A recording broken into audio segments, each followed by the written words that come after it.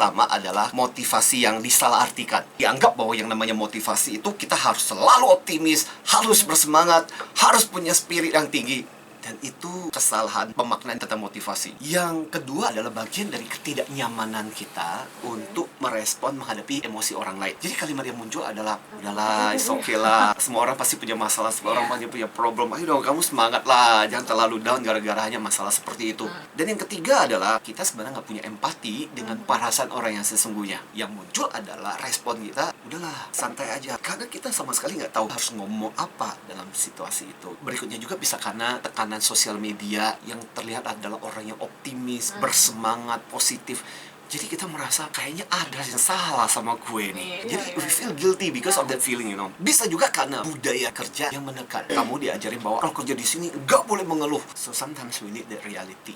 Jadi nggak salah bahwa kita membutuhkan kata-kata positif. Kita butuh untuk up nggak? Yes. Kita butuh untuk spirit nggak? Yes. Kita butuh untuk bersemangat. Yes. Kita membutuhkan itu. Problemnya adalah ketika kalimat itu muncul tanpa empati. Jadi seolah-olah kita meremehkan perasaan orang. Yang kedua adalah, yaitu kalau kebanyakan malah bikin ilfeel. Problemnya juga dengan toxic positivity itu adalah membuat kita seolah-olah keluar dari realita. Ini kejadian real. Salah satu trainer kena cancer, ya karena ngajarin tentang motivasi, tentang pengembangan diri. Jadi saat diagnosanya muncul, masih stadium awal. Jadi dia mulai mempraktekkan kekuatan autosugesti. Dan di mana-mana dia bercerita bahwa dia kena cancer, tapi dia yakin bahwa pikirannya lebih kuat daripada penyakit cancernya itu. Yang terjadi adalah penyakitnya bertambah parah, ya akhirnya kemudian meninggal.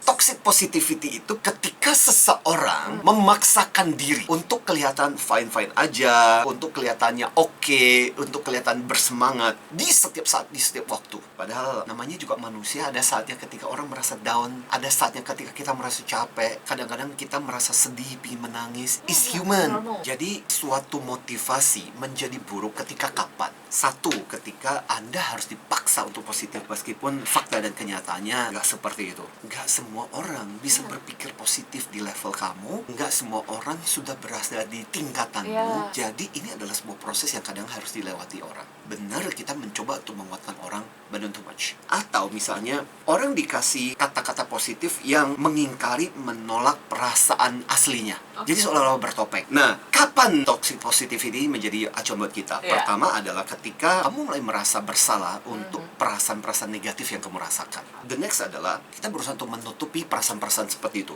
Misalnya saat ketika melihat rekan Anda dipromosikan, kesel, ada perasaan iri, dan kemudian merasa bahwa aku nggak boleh berpikir seperti itu, aku nggak boleh merasakan seperti itu. That's membuat kita akhirnya menggunakan topeng menutupi perasaan kita yang sesungguhnya. Kalau di dalam psikologi itu ada ego defense mechanism yang namanya reaction formation. Adalah salah satu bentuk ketika kita, enggak kok, aku juga nggak terlalu butuh-butuh amat untuk dipromosiin. Padahal sebenarnya, ya kamu lagi butuh, ya udah ngakui aja, oh, aku sedih nggak dipromosiin, it's okay untuk say that. Kemudian toxic positivity memberikan seolah-olah penjelasan logis, padahal yang dibutuhkan pada saat itu adalah empati. Atau suka meminimalisir, menekan, menertawakan perasaan-perasaan yang diungkapkan orang lain. Misalnya seorang motivator, anaknya meninggal, dan kemudian saat dia menangis, motivator kok nangis, nggak bisa mengendalikan perasaannya, motivator kok nggak tegar menghadapi situasi itu. Hello, so what you have to do? Yang pertama, it's okay to be not okay. Jelaskan kepada mereka bahwa I'm not okay. Yang kedua, belajar untuk appreciate the emotion.